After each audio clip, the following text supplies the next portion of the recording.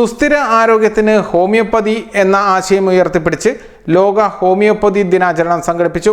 Kozhikode BM girls higher secondary സ്കൂളിൽ നടന്ന പരിപാടി മേയർ O. സദാശിവൻ ഉദ്ഘാടനം ചെയ്തു.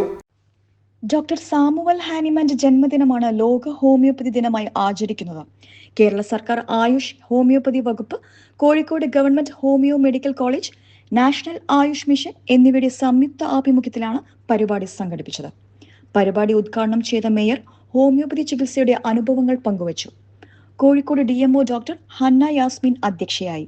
കോഴിക്കോട് ജില്ലാ panchayat vice president KK Navas മുഖ്യാതിഥിയായിരുന്നു. Kozhikode government homeo medical college principal doctor Mansoor Ali മുഖ്യ പ്രഭാഷണം നടത്തി.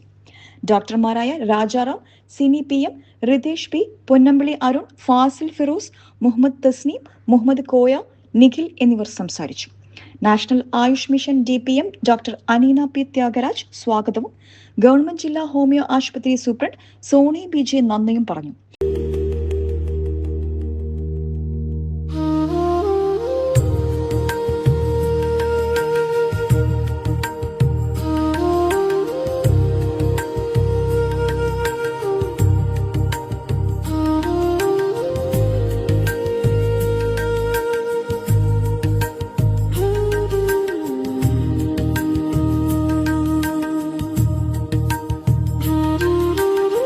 സമഗ്ര ആരോഗ്യമേള എന്ന പേരിൽ ഹോമിയോപ്പതി വകുപ്പിലെ വിവിധ പ്രൊജക്ടുകളുടെ പ്രദർശനം ജനശ്രദ്ധയാകർഷിച്ചു.